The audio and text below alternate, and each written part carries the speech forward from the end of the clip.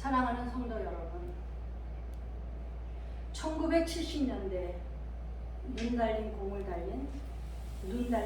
던진 아시아 최고의 농구 스타 신동파 선수를 여러분들은 잘 아실 것입니다. 백발백중에 눈 달린 공을 던질 수 있게 된 비결이 무엇인가 하고 기자들이 물었습니다. 그럴 때 그는 이렇게 대답했습니다. 비결은 없습니다.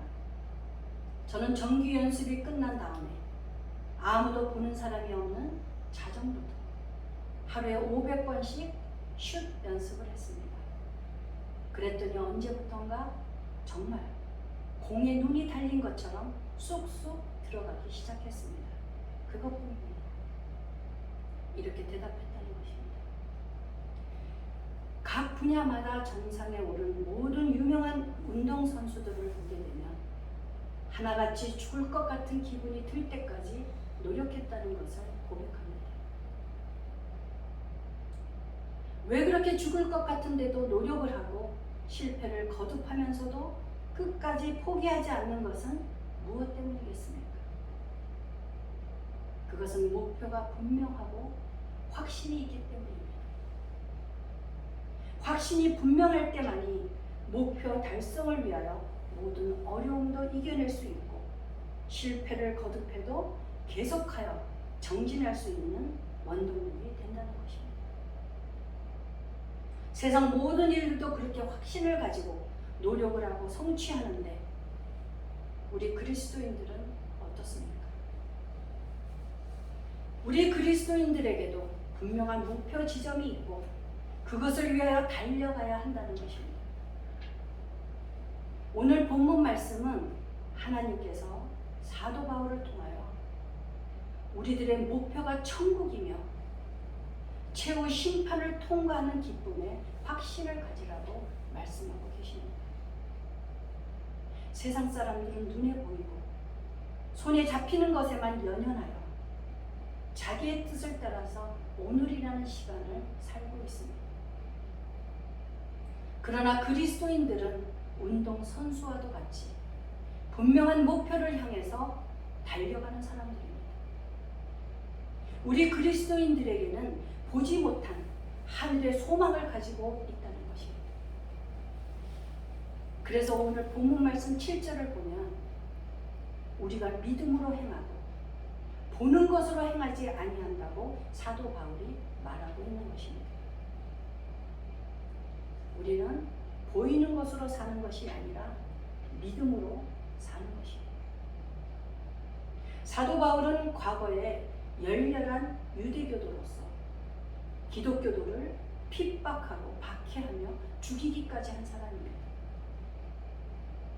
지금의 사도 바울이 아니었다는 것입니다. 그런데 그가 기독교도들을 박해하기 위하여 다메섹으로 가는 도중에 부활하신 예수님을 만나게 되는 것입니다. 다메섹 사건으로 말미암아 확 그 사도 바울은 회심하고 새로운 사람으로 바뀌면서 핍박자였던 사울이 사도 바울로 변화되었던 것입니다.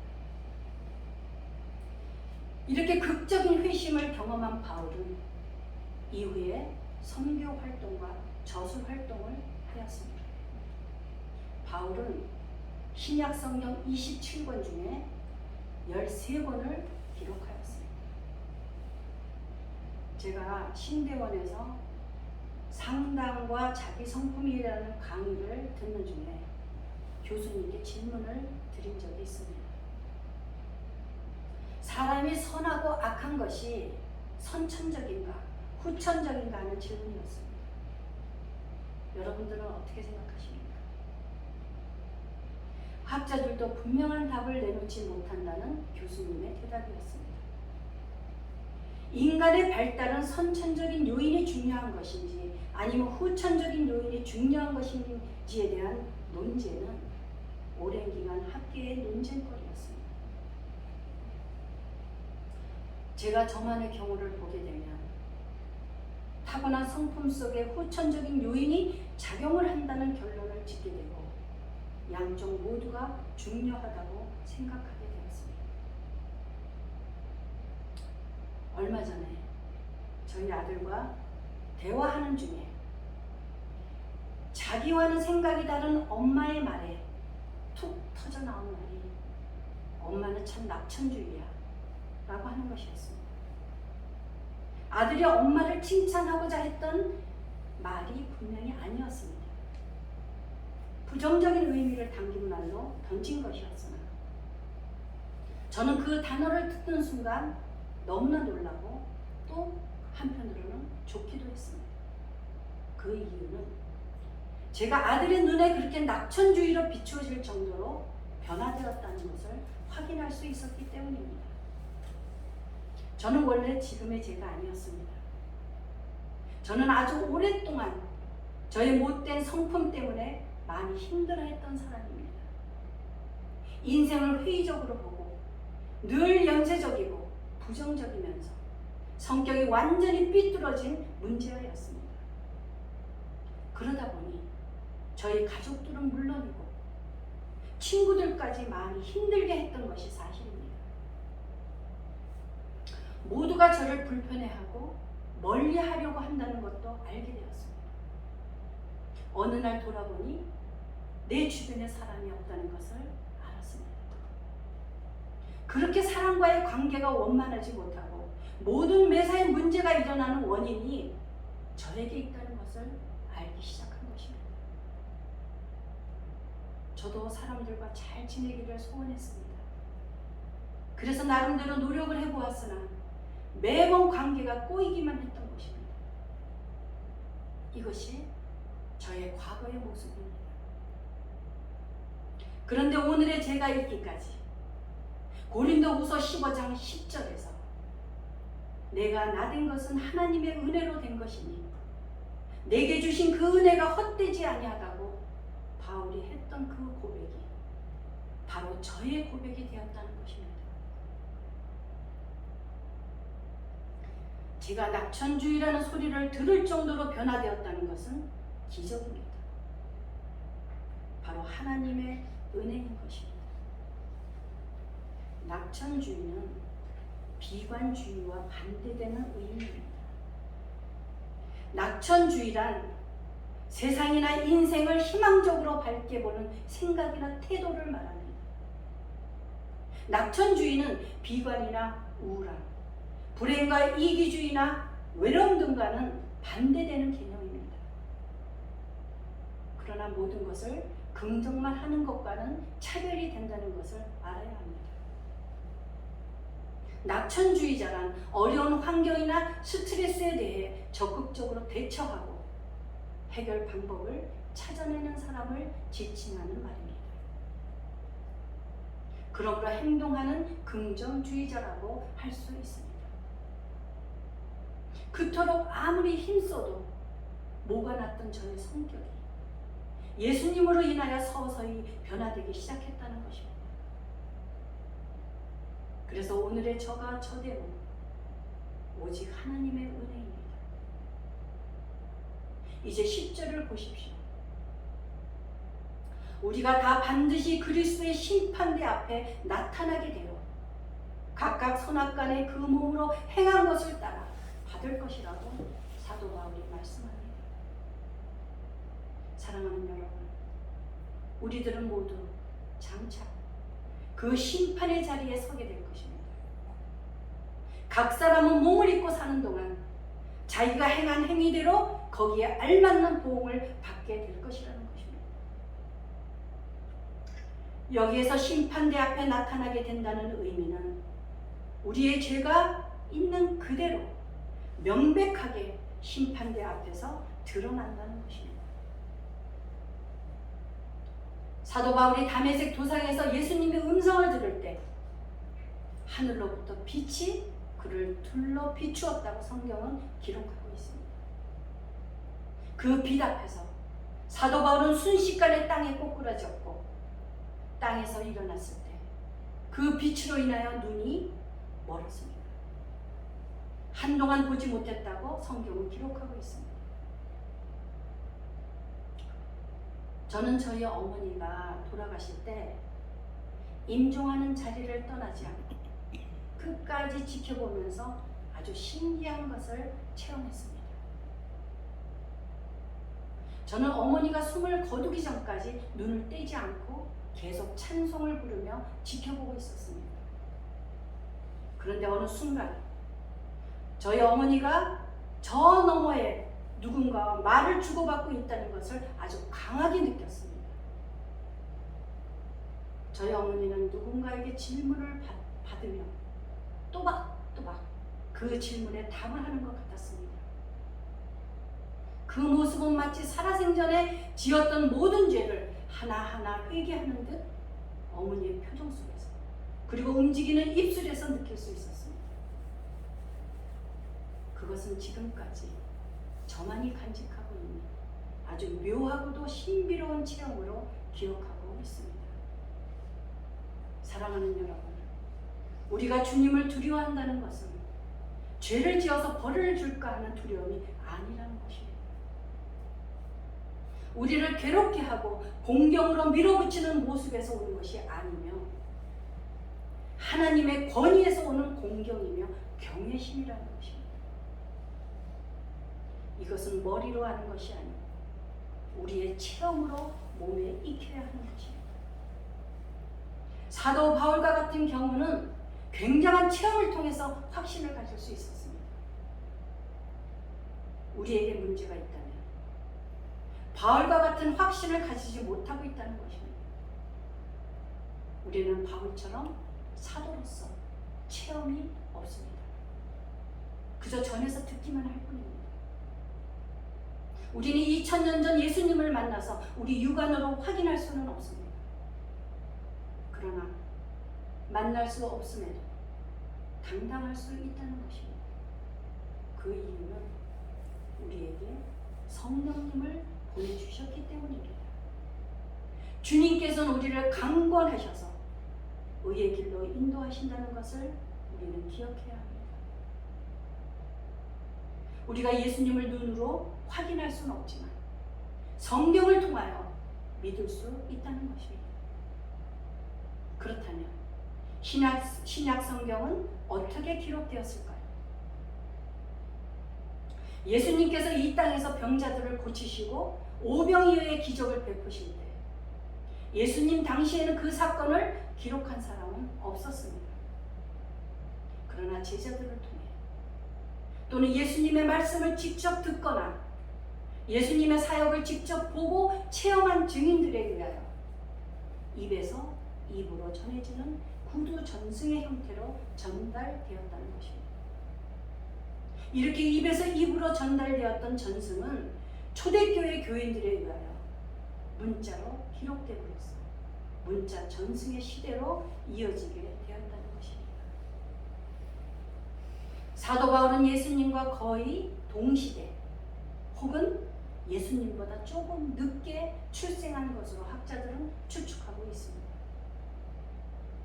그렇게 사도 바울은 회심한 후 복음을 전하다가 로마에서 순교를 당한 것으로 우리는 이해하고 있습니다. 사랑하는 여러분, 목숨을 걸고 목숨을 버리면서까지 순교할 수 있는 것은 무엇 때문이겠습니까? 바로 확신입니다. 사도 바울은 결말을 알고 확신에 차 있는 사람이었습니다. 고린도후서 12장 1절에서 4절을 보면 하나님께서 사도 바울에게 보여주신 환상과 계시 내용이 나오고 있습니다. 내가 그리스도 안에 있는 한 사람을 아노니 그는 14년 전에 셋째 하늘에 이끌려 간지라. 그가 몸 안에 있었는지 몸 밖에 있었는지 나는 모르거니와 하나님은 아시느니라. 그가 낙원으로 이끌려 가서 말로 표현할 수 없는 말을 들었으니 가히 이르지 못할 말이라. 여기서 첫째 하늘이라 하면 지구의 대기권을 말합니다. 둘째 하늘은 별과 달과 해가 있는 우주 공간을 말하는 것입니다. 셋째 하늘은 3층 천이라고 해서 하나님과 천사들이 있는 천국을 말하는 것입니다. 이렇게 사도 바울은 계시 가운데 하나님이 계신 셋째 하늘에 이끌려 가서 놀라운 모습들을 본 것을 기록해 놓은 것입니다. 이런 것을 볼 때 죄악 앞에서 어찌 보면 두려워하는 것이 마땅합니다. 또 두려워하기도 해야 합니다. 그 죄의 결과를 예측한다면 우리는 죄를 멀리해야 한다는 것입니다. 그러나 사도 바울이 말하고자 하는 것은 우리가 선악간의 심판을 받기는 받겠지만 우리가 하나님을 기쁘시게 하는 자가 된다면 심판을 두려워할 것이 없다라는 것입니다. 사랑하는 여러분, 저희 아들은 저를 보면서 하나님 이름이 무섭다는 표현을 했습니다. 이제는 낙천주의가 되었다는 소리까지 제가 듣게 되었다는 것입니다. 바로 이런 일들을 가능케 한 것은 바로 예수님의 사랑 때문이라는 것입니다. 그러므로 이제는 예전처럼 세상 기준으로 세상을 바라보지 않고 세상적인 시각으로 누구를 평가하지 않는다는 것입니다. 예전에는 저도 광적인 그리스도인들을 보면 왜 저렇게 미쳐서 그럴까? 저렇게 광적으로 하나님을 믿어야 하는가 하며 투덜대었던 사람입니다. 13절에 보면 우리가 만일 미쳤어도 하나님을 위한 것이고 정신이 온전하여도 너희를 위한 것이라고 바울이 말하고 있습니다. 미쳤다고 하는 것은 정신이 나간 상태를 말하는 것입니다. 당시의 그리스도인들은 미쳤다는 소리를 들었을 것입니다. 예수님마저도 가족들로부터 같은 종류의 비난을 들으셨습니다. 주위 사람들로부터 이러한 비난을 들으면서도 사도 바울이 사역을 지속할 수 있었던 것은 바로 예수님의 사랑 때문이었습니다. 우리 또한 그러한 사랑을 받은 자들입니다. 하나님의 사랑을 입은 자들이라는 것입니다. 그러한 이유로 우리도 만나는 모든 사람들을 위해서 그들이 하나님을 대면할 수 있도록 준비를 시켜야 한다는 것입니다. 사도 바울이 이렇게 열성적인 하나님의 사랑으로 변화된 것은 그리스도의 사랑이 그토록 극단으로 치우치게 했다는 것입니다. 이제 17절을 보십시오. 그런즉 누구든지 그리스도 안에 있으면 새로운 피조물이라. 이전 것은 지나갔으니 보라 새 것이 되었다. 누구든지 그리스도 안에 있으면 새 창조라고 말하고 있습니다. 아마도 사도 바울은 그리스도의 십자가와 부활의 사건과 자신이 만난 예수님을 통해서 확신을 가질 수 있었을 것입니다. 사도 바울은 하나님의 새 창조에 참여할 수 있는 방법을 우리에게 제시해주고 있습니다. 바로 누구든지 그리스도 안에 있으면 된다는 것입니다. 그리스도 안에라는 뜻은 무엇이겠습니까? 이것을 세 가지 정도로 요약해 볼 수 있습니다. 첫째, 그리스도와 연합하는 것입니다. 이것은 우리들이 세례를 받고 혹은 어떤 영적인 경험을 통해서 그리스도의 일부가 되는 경험을 말하는 것입니다. 두 번째는 그리스도의 영역 안에서 사는 것입니다. 그리스도 안에 있다는 것은 그리스도의 온전한 영향력 아래 살아야 한다는 의미입니다. 세 번째, 그리스도의 몸된 교회의 일원이 되는 것입니다. 우리는 세례라고 하는 공적인 방법을 통해서 그리스도의 몸인 교회의 구성원이 되는 것입니다. 그리고 교회의 일원으로서 다른 성도들과 교제를 나누는 것을 의미하는 것입니다. 사랑하는 여러분, 새로운 피조물이란 질적으로 새로운 차원으로 탁월하게 지음을 받은 어떤 것을 말하는 것입니다. 이전 것은 지나갔다. 이 의미는 거듭났다는 말입니다. 사람이 거듭나면 이전의 가치체계가 변하고 우선순위가 달라지고 신념과 사랑과 계획 등이 없어집니다. 여러분들의 우선순위는 어디에 있습니까? 여러분들의 가치관은 어디에 있습니까? 우리들은 이제 모두가 그리스도 안에서 새로운 피조물이 되었다는 것입니다. 이전 것은 지나가고 우리는 새 것이 되었다는 것입니다. 이제 말씀을 정리하도록 하겠습니다. 우리에게 필요한 것은 확신입니다. 예수 그리스도께서 왜 십자가에서 죽으셨습니까? 하나님이 이처럼 우리를 사랑하셔서 바로 여러분과 나를 구원하시고자 우리의 죄를 대신 지시고 우리를 대신하여 십자가에 달려 돌아가셨다는 이 믿음의 확신을 가져야 한다는 것입니다. 그 믿음으로 옆을 바라보지 말고 오직 앞에 보이는 표대만을 향하여 달려가야 한다는 것입니다. 우리의 표대는 하나님입니다. 그 목표를 향하여 달려갈 때 성령께서 우리를 도우실 것입니다.